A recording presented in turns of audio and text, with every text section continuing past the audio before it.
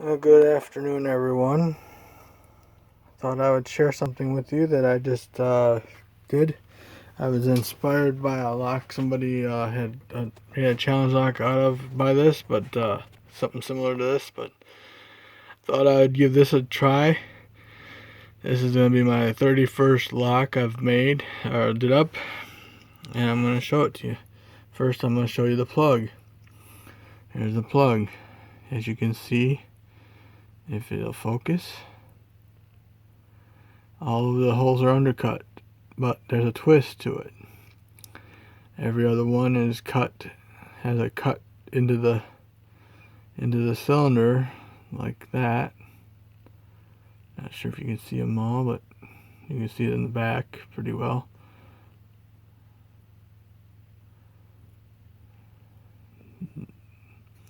And then when you look at the other side,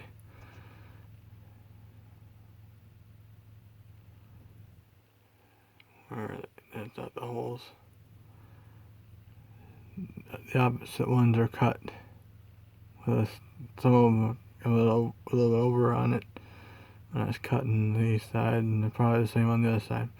Anyway, the purpose of that is to show you the pins. First, I'm going to show you the Bible. The Bible I had made up for another challenge lock, but that I didn't use.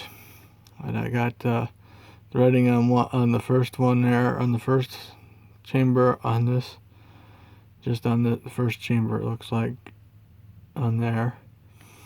Alright, now I'm going to show you the bidding on the key. This is the bidding on the key.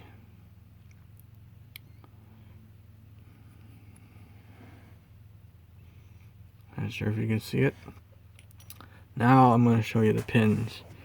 And then this is how I got the key set up on how the pins are going. I believe I got it right.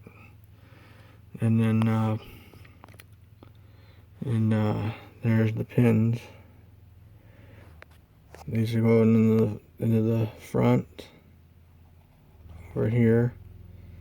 These go into the back, into the back.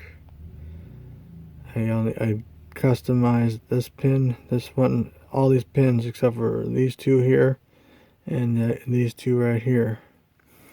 And if you look close enough, you can see why I did those slots and why I did the slots. Because if you can see, let me grab one if I can grab this one here. If you can see, come on, focus. I tried to make the shafts on these like that, thin enough to get caught up on in the slots on the plug. I'm going to set this down for a second. I'm going to put these these bottom pins in the plug and show you them without the key and with the key.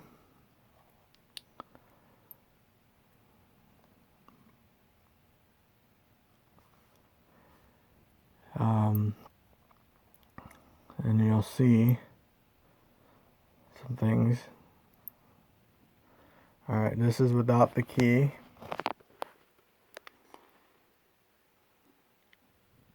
Focus.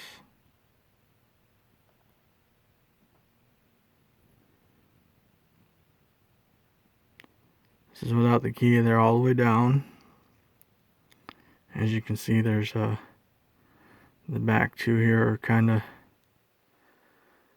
close to the top.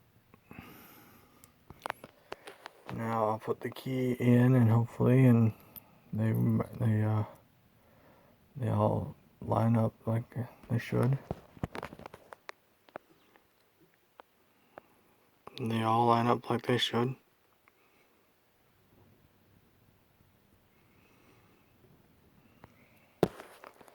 And then that's the lock I just made up.